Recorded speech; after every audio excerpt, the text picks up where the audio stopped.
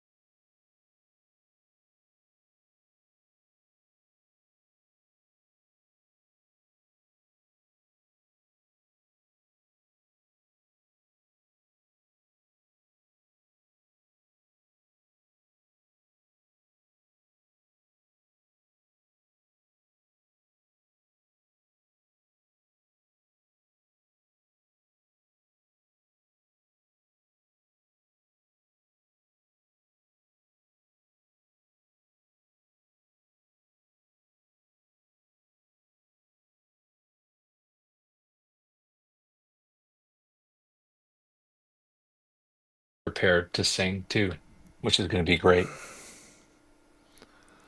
How come Like a lullaby? Isaac Mm, mm-mm. Way not more energetic. not seeing Mm. All right, I'm here. you are, but I'm not. I'm Oh, here. there he is. Okay, there we go. There we go. Sorry, I was like last second. I actually got a part out of the machine. I can't believe it. Oh, that's How are amazing. your can you show off your biceps All or what right, were you working on today? check, Oh, check. I did a little bit of everything. I did a little bit of everything. You know, some biceps, some legs, some cardio, Lags? yeah. You did your lags? Lags. I did my lags, my Hmm. shoulders. Hmm. Yeah, I'm just gonna turn off this furnace. Hopefully that shuts off for a second because it's a little Hmm. loud. Hmm. There, the other furnace can stay going. Is that I don't have any more lights over here. Is this okay? Well, I might be able to get one more going. So All right, should I start the countdown then? Yeah, of go ahead. course. Yeah. They said that we're live.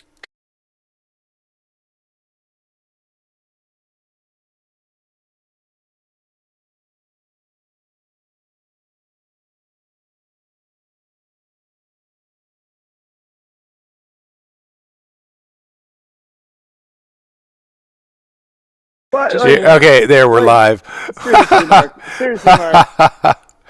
it's Okay, Mark's Wow. first time touching any It's equipment. yeah, it's the first So time. all right. First time with a computer. No, So I was testing. You can tell my mic isn't coming through. Check. Oh, it is. oh Oh no, oh, it so is. we're all well, we better be because we're all silently staring at the screen, listening to Mark talk. why don't you have your camera on, Mark, so that at least people know who to blame?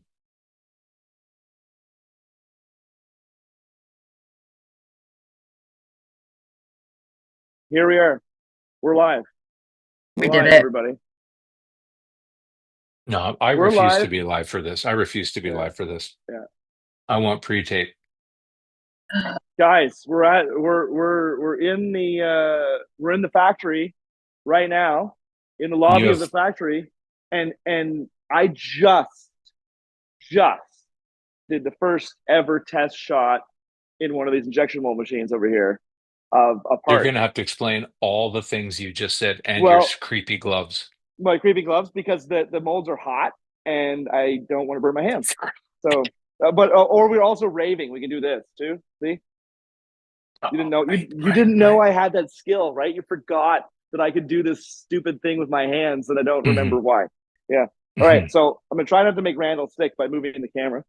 No, I'll look So at, I'll just look up. look up. So we're gonna walk over here past the other injection mold machine. This is heavy. This is a big heavy stand. Um, check this out. Okay, so this is one of the two injection mold machines, the big ones over there. And inside this little aluminum block inside there is a mold. And what we're trying to make is one of the parts for for the figures for Kevin and Peter. So I'm just going to pull this clamp, and then this Careful. pneumatic arm is going to go down and lift the safety cage, and this hot mold here has a test insert in it So this is going to be a little bit disappointing for anybody who would recognize the problem. But when I pull the mold apart, you're going to see what's called a lot of flashing. But the cool part is that's Peter's chest from his buck Poor right guy. there. Poor guy. So I'm just going to pull the part out so we can actually see it outside the mold. Oh, just to double check, we see his vest, we see his t-shirt, we see some Yeah. top of pants. So the flashing that I'm referring to, now maybe I'll take my white gloves off so that the part looks a little bit better. So you see this gooey stuff around the outside? That's Mhm. the flashing. That means that the plastic is kind of leaking through the sides of the mold. But the cool thing is that that's the Ooh. front half of his chest, or the buck, as you call it in a toy. So if I just rip off some of the flashing, the idea is you don't have that. So when you're just setting up the machine and you're just testing, there we go. Now it starts looking more like a part, right? So Mhm. there's the inside of the mold, and that's the chest piece that came out of it. So what's super Can you, exciting about, go ahead. no, you carry on. I'll ask all my questions when you're done. Yeah, so there's two halves of the mold here. One is the inside of the body cavity, and one is the front side. So if this was a leg or an arm, you wouldn't have an inside, you'd have a top and a bottom element of the leg. These are just test molds because they're made out of high temperature resistant epoxy resin with aluminum powder in it, so they're stronger and they can take more heat. And then they just go in this aluminum frame, and that holds it from fracturing. And then there's a top plate because the nozzle of the barrel inside that machine is really hot, so it can't press against the epoxy or it'll burn it. So it presses against this aluminum, and then when it's inside, there's another plate. Oh, there it is.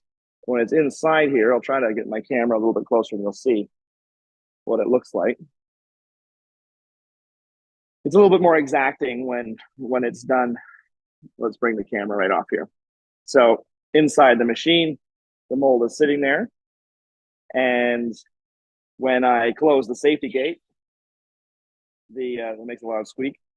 It's going to close up against that nozzle, and then if I press the other button, it would ram molten plastic inside the mold, and that's injection molding. And you do Now that that's a over and over again. technical term, right? Ramming the plastic. Well, in this case, it's a ram. It actually literally is inside the machine, just like a little piston that pushes the plastic in. But, This but bigger it machine sounds over here, this bigger machine right here, this is a full size professional machine. It's a 10-ton machine, meaning it doesn't weigh 10 tons. It means it has 10 tons of clamping force. fresh. So inside here, you would put the mold horizontally. So the mold would sit inside this space. This giant hydraulic piston clamps closed, and then inside the other half here, I can open all the way up so you can see it. Rather than there being like just a straight rod piston, inside this barrel is what you call a reciprocating screw, which takes the granules of plastic, turns it in a barrel until it's heated up inside the heater, and then pushes it into the mold on the other side. And No, I'll show you, that's this is the raw material. This is what plastic raw material is for anything you buy. It starts like this. the hopper. How much does it hold? The Well, media hopper? this hopper here holds like basically like a 5 gallon pail of stuff, which would last you all day because the mold that goes in here is only making a part that's about that big, Right. right? So you're only filling it full of that much volume at a time. So So that's once processes are established and you're comfortable with, yeah, cranking it the out. flow of how many could you bang out in a day, for example, for people who Well, are this listening? yeah, well this particular machine. Sorry, I'm gonna close the door properly. So, of course, it's not. There we go. So that machine could be pumping out parts every 30 seconds or less. So you'd be like, that's why plastic injection molding is like super efficient because you're literally able to open and close that mold. Now, if it Right. was set up with a really expensive mold, it would actually have pins that push the part out. So you would actually, it would close, fill full of plastic, back off, and then these little pins would push the part out. It would just literally fall out the bottom into a bin, and you wouldn't even have to be there. But Hmm. that's an incredibly expensive mold to set up. It's tens of thousands of dollars. So you would, in this case, close the mold, press the button, and then you would open it when it came open, reach in, pull the part out, put it in a bucket, close the door again, and do that over and over again. And So that would immediately you go, could start playing with the toys that come out. You could just, if you yeah, wanted to.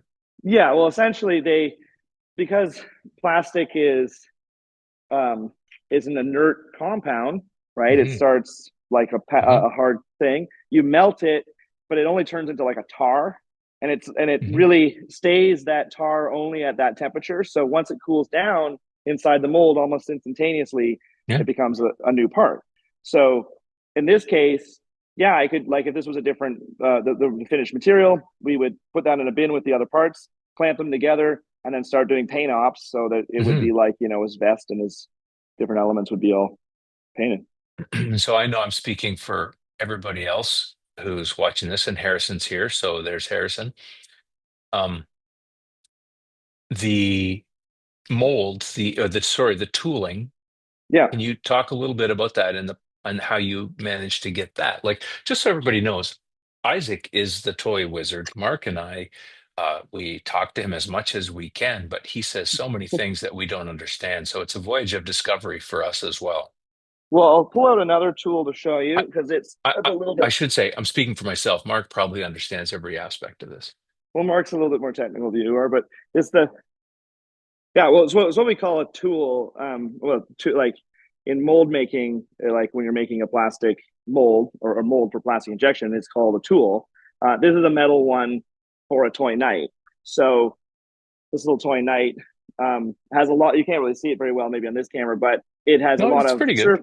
It's got a lot of surface detail, right? I mean, he's got a face which is only a quarter of an inch tall, and it's small detail. So to get that kind of detail into a metal tool that's the expensive part. So for every single action figure that we buy in a store that has, say, multiple joints in its arms and its leg and its body, the tools would be a lot bigger because you'd have multiple parts on one tool. But to give you a ballpark, a company like NECA or Super Seven, they'd be spending between, say, $8,000 to $14,000 per action figure to set up that one tool. And if you want to Hmm. buy your action figure for $20 or $30, we're talking American dollars.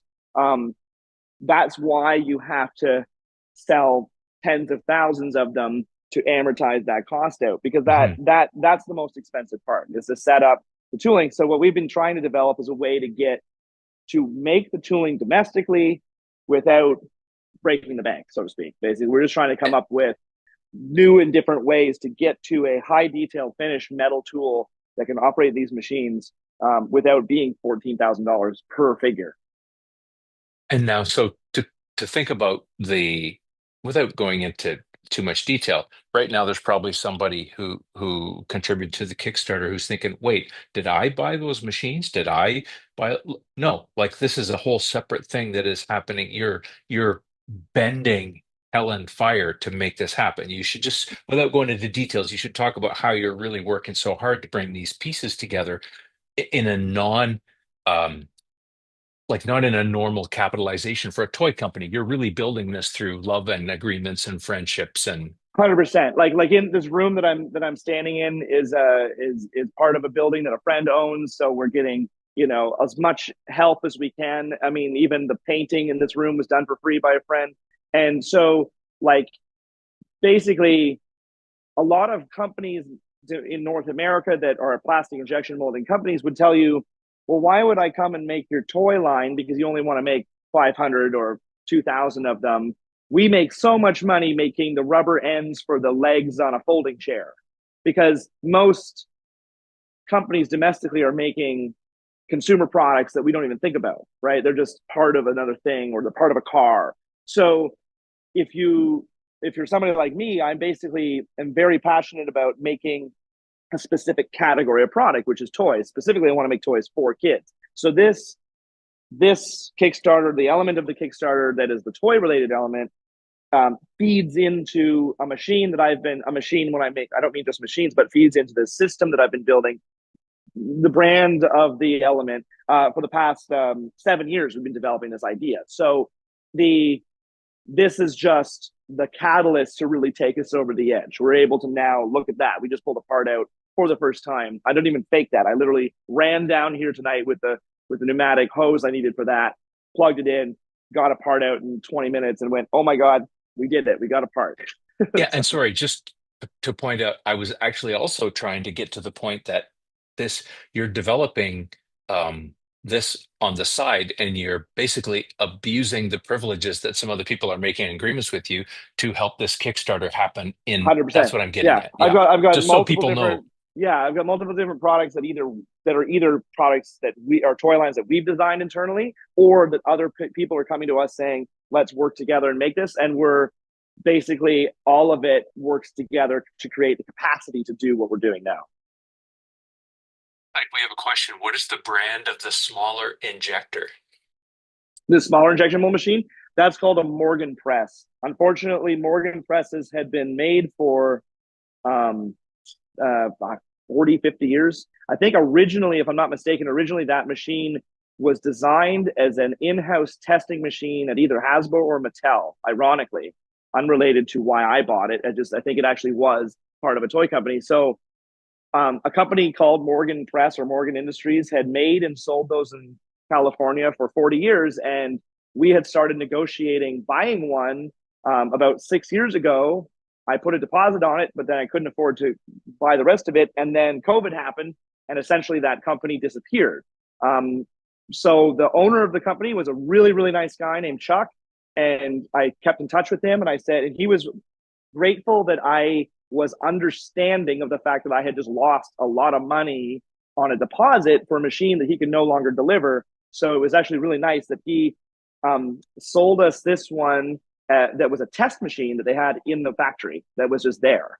So we actually brought it up as the last Morgan press from that factory. You can still find them on the secondary market. They're still out there. Right.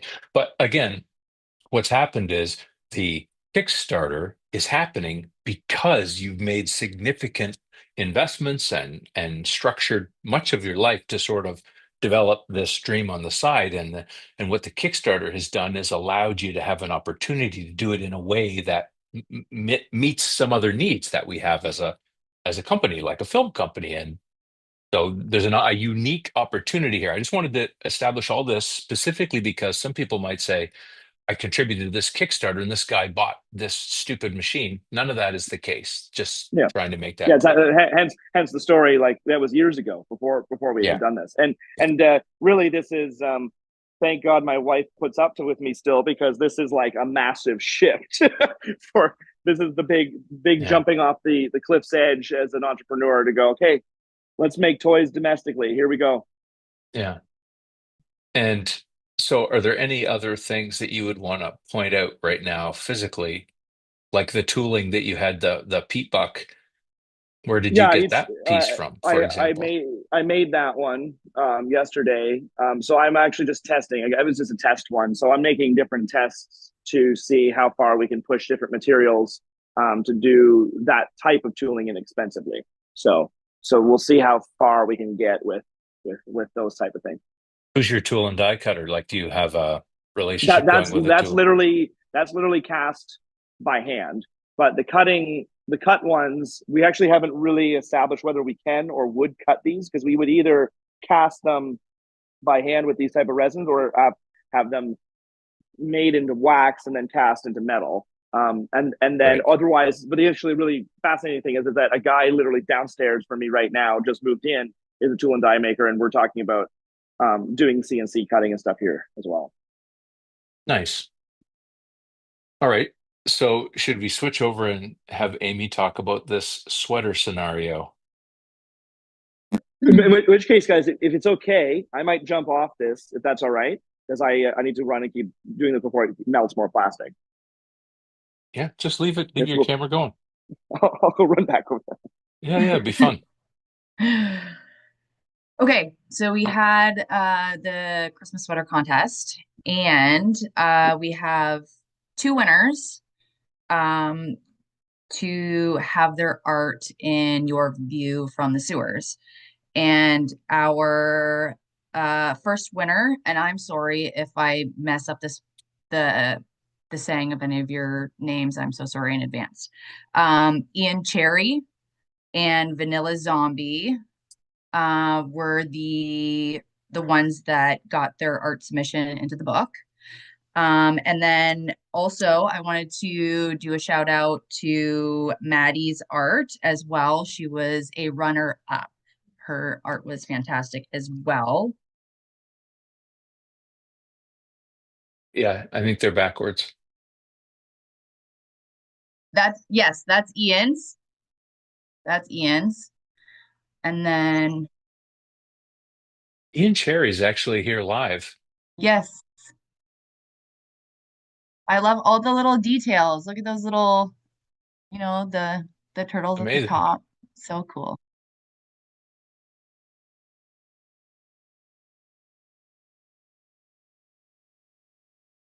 And here we Yes. go. Yes. And then that's Vanilla Zombies right there. Love that one. That's rad. Cool.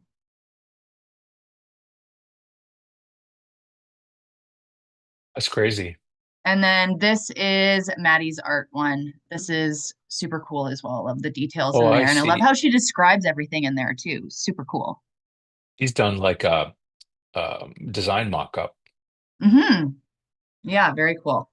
Um, and then for the Instagram, It's it awesome. was the giveaway. And yes, so that is Siraj Ramjees. And she was the giveaway winner for the digital deep dive version of the documentary when it's released. So Nice. congratulations to Oh, everybody. yes, there's a documentary too. I never remember the documentary. We we we see some creative, interesting stuff. It is tricky to get the fan community to line up and submit. So we really appreciate the people who submitted. Absolutely. Any Yeah, ETA on the release of the documentaries? It's it's tough. We don't know exactly what the release date will be for the documentaries because we have so many pieces going at the same time. How about this? Go ahead, Mark. Did you want to jump in? Hmm. We have to go west again. We have some more stuff we have to shoot that is important to that. And some of that is involving Steve Varner, and some of that, hopefully, fingers crossed, involves Mark Taylor's shed. I don't know if Isaac can hear us, but we want to try and get into some of Mark Taylor's archives. So we have a few more pieces to grab. And in the amount of time that we've been working on the book, we're coming up with, which I'll report on shortly, I'm coming up with little holes or yeah, exactly. Look what Megas 88 wrote. A documentary is a great idea. Oh, the it feels so real. There's so much. Yeah, the problem is that we could. I guess I'd just say all the things that we have done. We have the entire one movie is complete except for the final potentially 6 or 7 minutes. And here's what happened there. We had the documentary, about a 2 hour cut that would be called the release cut. That's just a version. And we had some footage from the Kevin 40th anniversary that happened, the manhole cover that happened in Dover, and we want to incorporate that. And so that ending has to be rebuilt. So that's been set aside for now. The uh, what you would call the monster that never stops growing, the multi-episode doc. We have 3 full episodes that are complete, and all the material that would have gone into that would be extra B-roll. Those choices that have to be made yet, we're still in that process, and that takes a long time, and that's still sourcing more material. But the base elements are done because that's what I'm pulling my Q&A for the book comes from all that material. So it's just laying in B-roll, and the laying in of the B-roll takes Isaac quite a bit of time. And as you know, Isaac is tasked with the toys. So we're really pulling him in two directions right now. And we're juggling back and forth. What we hope is once we do this next shoot, and that, again, I wish I had an answer for when that shoot is happening. Um, yeah, exactly. Someone put the Mark Taylor archives. Yeah, everybody knows what's happening in Los Angeles right now. And we don't even know. Um, Obviously, the wind has picked up again. Anyone who's out there, our hearts go out to you. It's insane. But there are some people who we don't even know how they're doing, how their houses are. And so we don't know so many things. Like some of the people that I deal with out there evacuated, some of the people who I know not really socially that well lost their homes, lost everything. Everything was burned. And some of the people, this is the worst part, some of the people I've texted are not answering texts. I've heard that they're fine, but they're not um, in a place where they're just responding to people they know through business, right? It's family and close friends. So these are people we know from a business perspective. And by the way, Mark and Isaac don't even know this yet. I haven't told everybody this because it's not really our business, but some people have had a terrible time. And so everything that we would have done, we have been planning to try and get out there towards the end of March. I had meetings today that suggested more likely the end of April or May to get that stuff figured out. And so that's going to push us back a bit. And that, I mean, when we were doing the Shenmue documentary and the pandemic happened, people are like, yeah, we understand the pandemic happened. It seems like it created so many cascading issues that you couldn't do things. So we changed the way we made these docs, right? You'll see that we started to do the Zoom thing, and lots of people did this. I mean, CNN did it, so it's not a mystery. But it made a lot of changes. And now with these fires, people, I mean, it's actually true that people lost their archives. They lost everything. So it's hard to know who has stuff and who doesn't have stuff. And I know Isaac, if he's still here, he's always holding out hope. There are a few things that he's asked from Kevin. And the question is, do those things exist? And as I'm writing this book, I'm uncovering or peeling up new little corners and things. So to answer that, um, I don't think we could release prestige materials for many months, several months. But I think, Mark, does this make sense? And if you want to hit your mic, do you think we would be able to have a screener to show to fans digitally in the summer? Yes, Like, I was gonna say exactly that. Like we do plan to start just like we were doing with the book, even though the book is. is your mic on, Mark, right now? Do they hear Yep, you? yep, they can hear me. Okay, okay. Yep, they can hear me. But they can't see me. I think my mic's really hot actually when I see the. Just let me turn it down a bit, and I can switch it to me. Just here, let me just switch my camera on here, and we might as well do this official. He's And coming. Yeah, I'm coming. There we go. I'm in. Except it I would says say, Harrison on my name tag. yeah, turn up, Mike, Oh, Mark, really? your Man, mic. when I Yeah, look at it on the levels, it's no, like you're really crank, quiet to check, us. check. Okay, that's crazy. I, Um, I honestly, no. honestly, I think that the YouTube people are hearing me so loud, it's painful. I really do think that's Yeah, the I mean, case. then they're going to learn to love this. Well, before Mark can respond, let me answer some real quick questions here. Toy production process, any thought to use colored plastic for various body parts? That's an Isaac question. Example, blue plastic leg and paint the foot. I I can don't know I what can I can answer that actually because Isaac and I have talked about it. And yes, that because we're doing injection molding, we can have separate tools change the media and and tooling. Yeah. change the color of the plastic going Okay. in so that we don't have to paint certain um, and put paint masks on certain parts. So that is absolutely Okay. We have another comment. God bless the people of California. Yeah, like If you have a supreme being to whom you make notes that this is not sustainable, this is horrible, and our hearts go out to those people. Awful. It's so bad, so brutal. And the people I know who lost everything aren't the kind of people who can afford to lose everything. So if someone says Q2, I might make space for those items. I mean, I'll be honest, I'm thinking Q3 is more likely as we build through these processes. I'm going on the book much faster than I expected, which I'll report on shortly, and we'll have a Harrison report shortly on something slightly different. How many episodes are in the documentary? Currently, we have 3 long episodes. It's This might be possible we'll 4. get a fourth depending what we pull out. Mark, Yeah. would you concur with that? Yeah, I think. Well, I mean, we just to clarify, like we were creating. We have a version that was trimmed down for broadcast, but the version that we're making for you guys is 4 hours plus. And it's They're gonna getting be. they're getting the original as well. They're getting different That's versions. right. So the four there will be 4 episodes, but by decade because it's 40 years. So you got Yeah.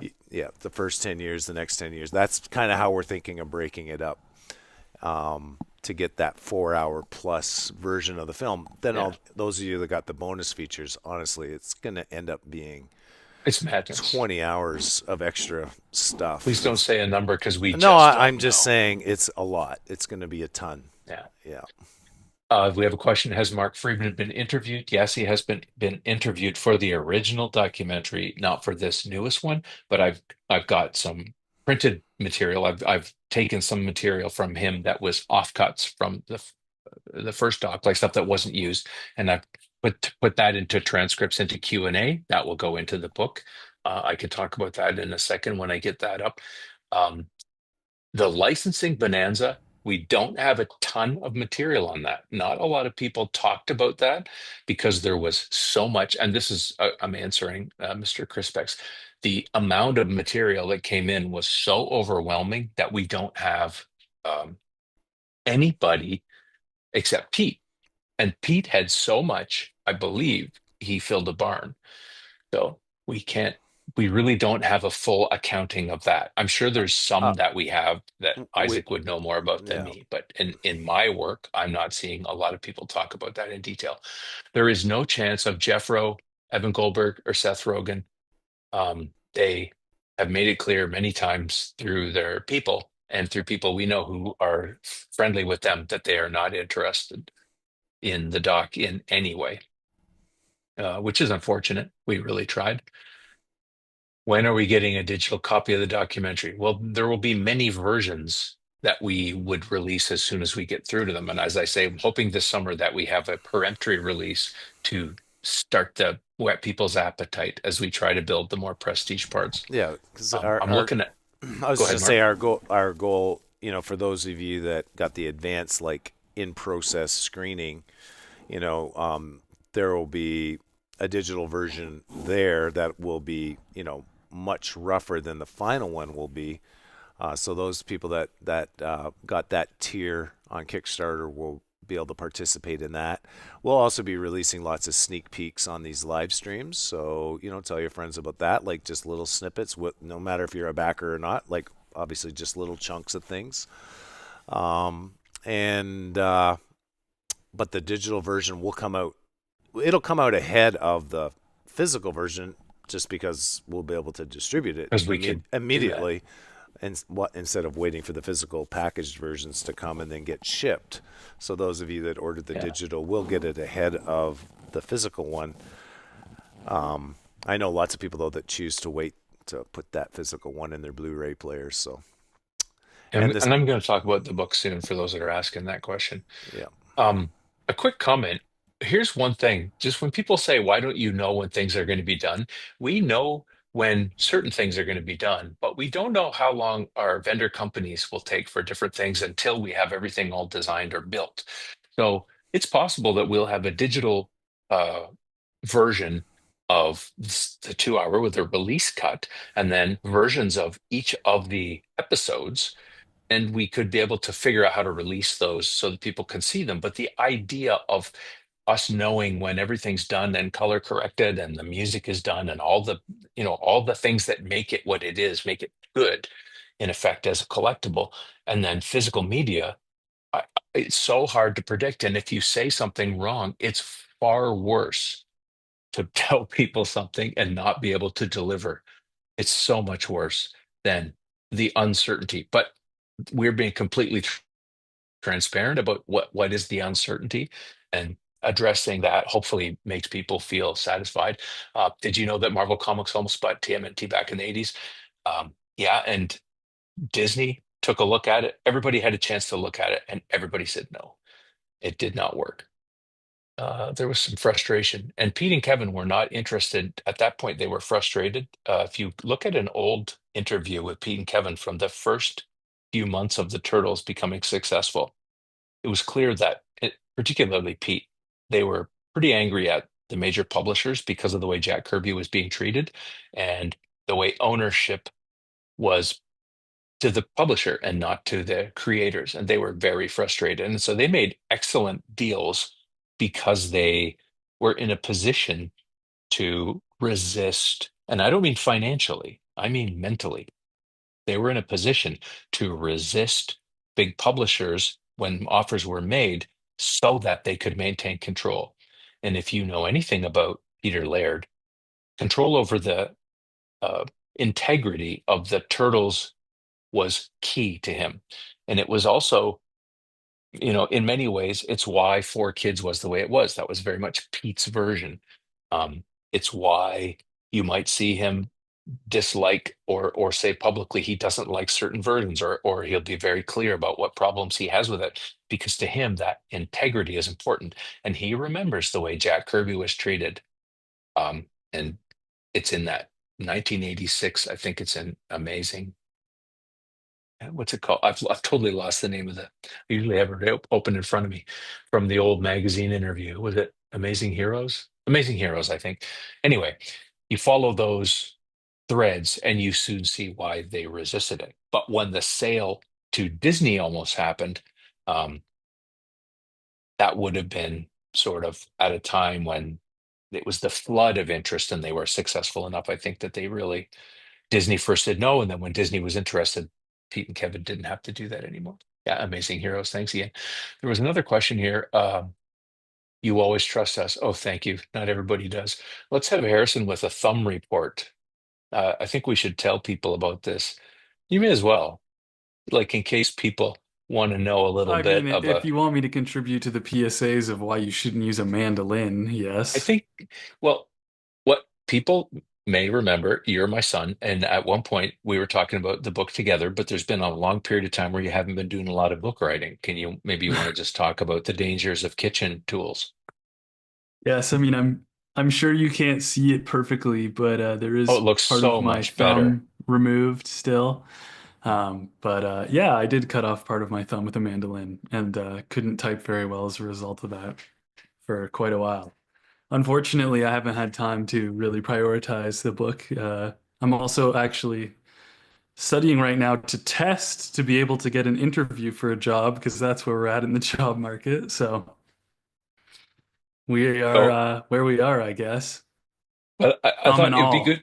It would be good to have you in here because I wanted to just put you on blast publicly that I am getting close to the end of the book. It's almost time for you to come in and do a read and your edit and do some commenting on it. Yeah, I think you're the main progenitor of the book at this point, and I think Yeah. honestly, where I would fit in would be doing some of this background content that we've spoken about, Yeah. getting into the stories or on the road stories of making turtle power. I still want to do that. We just haven't actually had a conversation about it No. outside of this. No. And after Hair cut his thumb, I suddenly had a burst of, I don't even know what you call it, energy. As many people don't know, um, I'm a fast writer and I got the fire in me. And Mark has been outputting transcripts for me. And the transcripts been able to very quickly build the book through those transcripts. This model for building a book has been pretty amazing. Yeah, well, just so you know, refresh that brain, Nick B. I'm going to interrupt myself to say I had a meeting with people years ago at Saban, and I tried so hard to do a pitch for Power Rangers, and they were not interested. In fact, somebody at Saban said this to me through another person to me. Ask me how much he'll pay. So somebody at Saban said that I should pay for the documentary and pay Saban for the rights to do the documentary. So anyway, I'm going to read now for you a list of the chapters and how many words I have in each chapter so far. Then I'm going to ask you a few questions. Yeah. Somebody says, Harrison, how hard were you playing the mandolin? Um, so here we go. These are the chapters. Chapter 1 has 4,000 words. Chapter 2 has 13,000 words. Chapter 3 has 10,000 words. Chapter 4 has 10,000 words. Chapter 5 has 11,000 words. Chapter 6 has 11,000 words. Chapter 7 has 32,000 words. I don't know if you know how long a book is. Chapter 8 has 23,000 words. Chapter 9 is up to 23,000 words. Chapter 10 has 16,000 words. I'm doing chapter 11 now, which is on Nickelodeon. In my first run through, I didn't count words yet, but it is 70 pages. I'm going to trim that back. Chapter 12 is up over 12,000 words, and that's called Everybody Gets Their Own Turtles. And that's talking to some of the toy people. So we haven't done everything in there yet. Um, Chapter 13. Oh, sorry, I missed one. No, we're good. Chapter 13 is the one that Harrison was working on, which is a little bit more of a scholarly look, essays and impact. So, what is the impact of TMNT in pop culture? If you add up what I told you, it's about 170,000 words. Now, if you have Google in front of you and you say, how long is a 200-page book? This one is going to be stupid long. It's so long. I'm I not going will to cut go it there. through with a sword. You can cut it with a sword, but the fans will hang you by your toes from the nearest pole if you cut their Q&As. It's true. So, guys, here's how the book looks. Right now, the book looks like big Q&As that I've edited for clarity, and I've tried to keep people's words intact as much as possible. And we've got really nice interviews with lots of different people like Kevin and Peter, and Peter's wife, and I'm cognizant of the time, and Steve Levine, and we have some essays in there. Then we have Gary Richardson, Mark Friedman, we have Kevin Symbieta and Palladium, we have John Handy, Carl Aronian. We have an article about the Mark Taylor situation. We have Chris Fawcett and Matt George. We have David Wise, Fred Wolf, Peter Chung article, not interview, Ryan Brown interview. We have Brian Henson, Eric Allard, Ernie Reyes, Jeff Wong and Lauro Chartrand, Kevin Monroe, Michael Pressman, Michelin Sisti, Roy Forge Smith, Steve Barron, Stuart Gallard, Tom Gray. That's the movie section, which is freaking huge. We have Lloyd Goldfine, some people who worked at 4Kids and voice actors. Peter Laird drawing. We have some IDW people, just I've lumped them all together. A big interview with Kevin Eastman as he's drawing, and then Kevin Eastman looking back. We have a very big set of Q&As with some fans with unique perspectives, which I've embedded in here. And I'm going to soon task Harrison with getting some more fan perspectives. He'll be reaching out to some people that we've had some conversations with. I'm going to nag him about that. The Nickelodeon section I'm working on now will be really big. It had an enormous, as you may remember, enormous interview with Ciro Neely and a bunch of other people. Mark is going to be outputting some more voice actors for me. And then in that final section I mentioned before the impact, we have Kevin Eastman Q&A, Peter Laird follow-up. This is Peter looking back. I have Ray Gaiman, Pat Linden. We have Steve Varner Q&A, and we have Trevor Zammit Q&A. Any art assets that we get from fans, like the sweaters, for example, or anything like that, will go in a section called Friends and Fans. And that section is the one where we have basically the interviews with these fans who are, some known fans. Like, for example, Andrew Farago, you might know his book. We have Andrew Farago in there. I wondered if we would collect some fan art, so submissions. If you know any artists who want to send some stuff in, we would put it in there. And then the last section is impact. And that right now, I'll just quick look at how big that is, just so I can give everybody a good sense. And that's 30 pages currently. So I thought this would take a lot longer. I'm working on the book uh, hours and hours and hours a day. I'm really far into it, but the graphics and the design and the art assets, so the choosing of photos and material that would be out of our doc, I couldn't predict how long that would be, because we'll have me done soon, and Harrison will be able to do a run through and take a look at it, how it flows, and catch any grammar issues or whatever that he sees. I've done my best there. I think we would have material to release as we go. And Amy's been wondering what kind of material can we release to show people. So I believe, Amy, you shared, I'm sorry, guys, I don't look at social media so very much, but Amy, you shared some chunks, right? Yeah, so I pretty much showed like the backstory, the prologue, and then some Q&A, I think with Peter. Oh, that's right. That's right. Yeah. Okay. Yeah, so absolutely. Yeah, check the Kickstarter if you haven't seen it. It is like the latest update. I think it's January 5th that it was updated. Yeah, and it's not what the book will look like. We just wanted to No, give some no. like a chunk for people to read to have a Yeah. little sneak peek. And here's the big question I have. I know people have said this before, but I want to say this again. Harris and I have had a conversation about this, and so have Amy and I. Um, the feeling was that the stuff that I write about definitive film is less valuable to fans of the Turtles, who are the ones who want this book, and maybe feels a little bit more self-serving. So if you think it's if you read the samples that Amy has put up already, if you like that kind of book, I can intersperse more of our personal stories in there because some really interesting things have happened. And I have a way of writing that I think feels pretty quick, and it feels like it's talky. It doesn't feel like maybe like an essay. It feels maybe more chatty. When I do those, I try to make them pretty informal. And if you enjoy that, somebody made a comment that's a half-assed joke, but it's real. Somebody said, I think it sounds like you're writing a volume of books. It frickin' does. And so here's what I'm doing. I'm wondering if there's a part of the thing about the turtles is, and we're going to end it up soon. And I want to thank my son for coming in here because he mostly just sat there and looked at us talking. But when we do these books and give them away to fans of the Kickstarter, the backers, it's not a copyright issue because we're not selling this book at retail. But the more I look at what I've been putting together, the more I think I could sell this book at retail if it's strictly material that we collected from people we interviewed.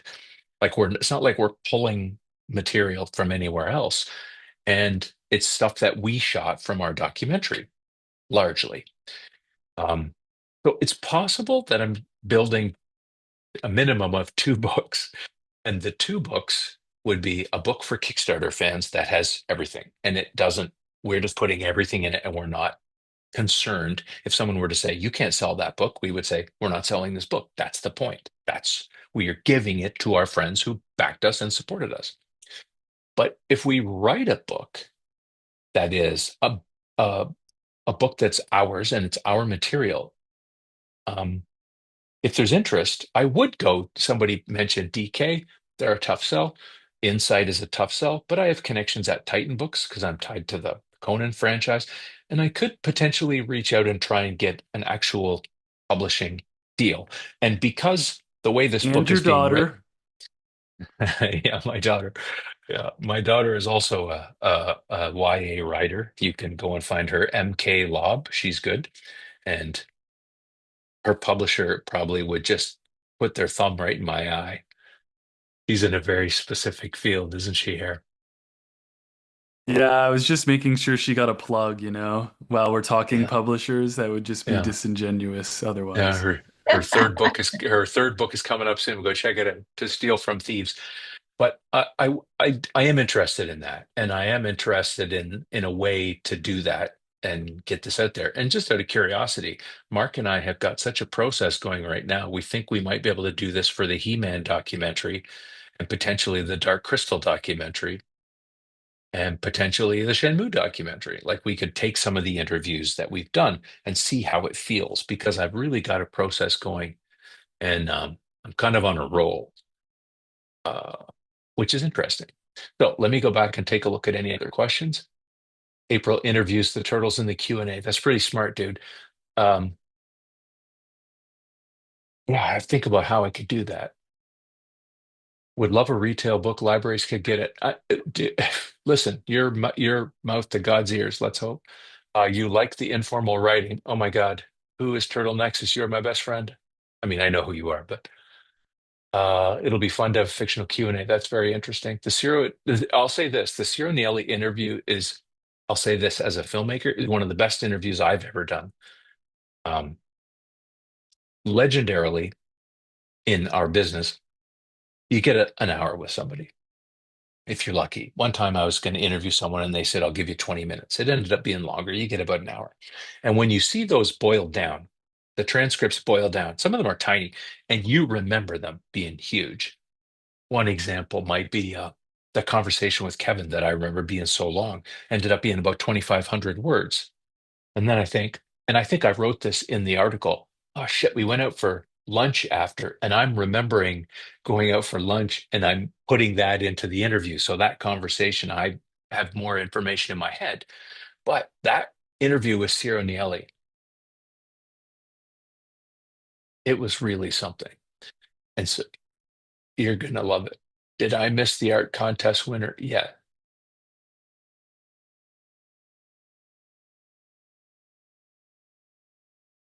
Yeah, absolutely. Okay, so for the art submissions, we had Ian Cherry and Vanilla Zombie to have their art into your view from the sewers. And then for the Instagram giveaway, we had Suraj Ramji, and I'm sorry if I messed up anybody's names in that. And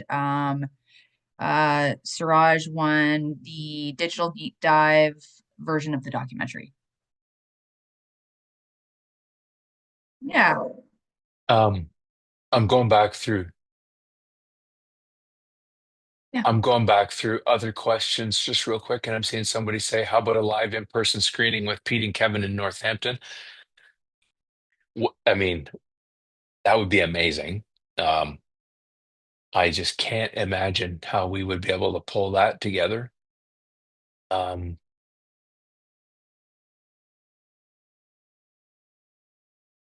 yes, SKR is here and heard that live. Uh, and there was one more question. MMPR is owned by Hasbro now. Congrats, Hasbro, SKR Imaging. SKR Imaging, winner. Woo. Do a documentary of the 80s and pop culture. Yeah, again, yes. Answer yes. Pitched that. In fact, we should play a game. We could play a game that's called If You Can Suggest a Documentary I Haven't Pitched, I'll buy you a copy. Because guess what? Um, I guess we're at the end pretty much. Does anyone have any other questions or comments? Looking everywhere. Did anyone look at the Facebook? What did anything come up over there? No. Okay. So closing that. The article that I'm working on right now going into Nickelodeon makes me think generally, and you could just answer this just real quick. Do people like the Nickelodeon series? Like, is that a fan favorite? Because I'm thinking it's coming off sounding sweet, really good. And I'm thinking of making it really long, just the way it's fleshing out. So if you're a person who likes the Zero show, you like the Nick show, let us know. Send us a message. Let me know. And I'll make sure to dig deep dig deep in there. I will say, Um, when I was watching the Sierra part of the documentary, when I was going through all that material, and I don't know anything contextually about what's going on, you can really feel how important that interview is for him to explain why he loves it so much. And like, it's like he wants to do that interview just as much as you wanted him to do it. you're right. You're right here. And that feeling, you I'm glad you said it that way. That's the juice, right? That's what makes the interview good. Is you see him thinking live, oh, I want to do this. I want, yeah, yeah. And we have some on Rise. We have some stuff on Rise, but we have so much more on 2012. As we were there shooting 2012, remember the lag on this is enormous. Rise wasn't up yet. And in fact, the day that we were there shooting an interview with Andrea Romano, who was the voice director, the performance director who worked with Ciro and Brandon, she had said she was retiring and they had just hired Rob Paulson to do the voice direction for Rise. And we were having to keep that secret. We couldn't talk about that. And I believe we interviewed Rob that day and had to sit on that information. But in that section, like think about this, we have Kelly Hugh, we have Gwendolyn Yo, we have Christopher Lantz, we have Rob Paulson, we have um, Eric Bauza's in that, Kevin Michael Richardson's in that. We get some really good voice actors in that. And it made me want to go back and grab some of our round table that we had with the original cast voice actors. So I was going to bug Mark about that. Boy, Ian Cherry, you sure nailed it. He did. Ciro put his heart and soul into this. Yeah, big time. Dude, don't even. Who is JRR24? Why are you hurting my feelings like this? I would give my left baby toe to do a documentary on 1984. Shut up. It makes me sad. You're making me sad. Yeah. And SKR, you're right. Like not everybody likes Rise, not everybody likes like everyone is different. In fact, just real quick before we close it down, I was editing one of the interviews today. By the way, Amy will reach out to you, Ian Cherry and SKR Imaging.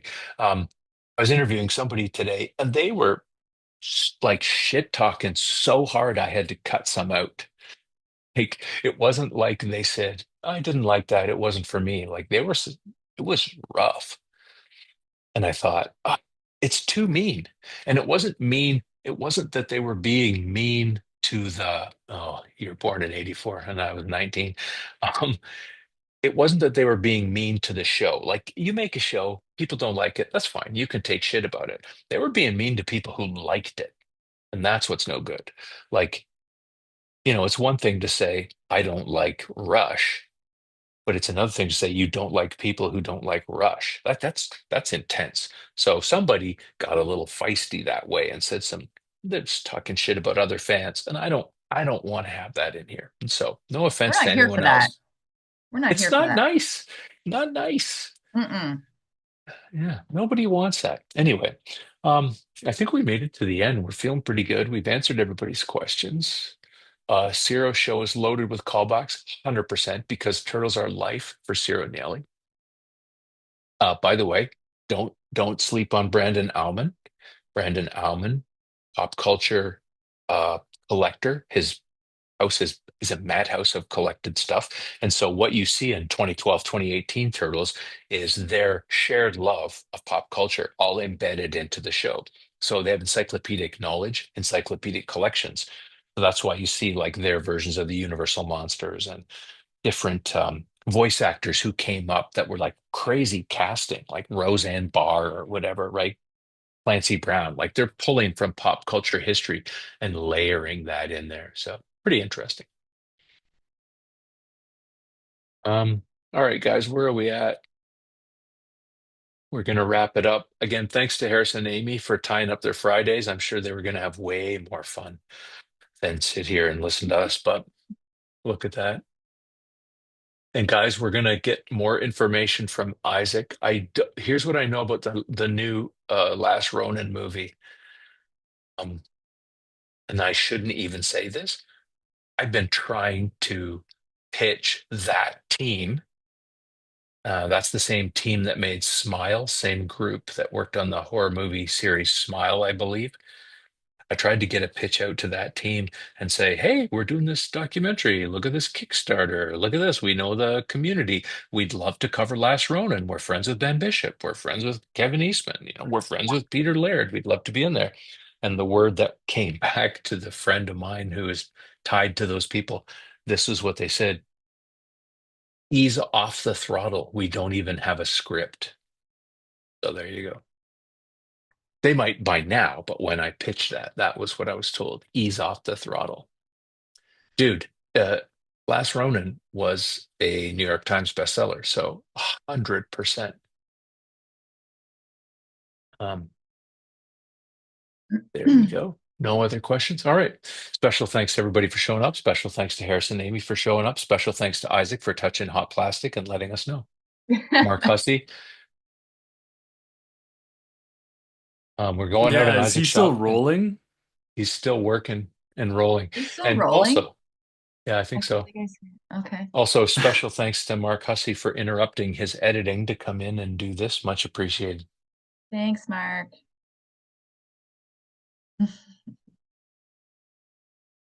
Don't say that we're not allowed to talk about.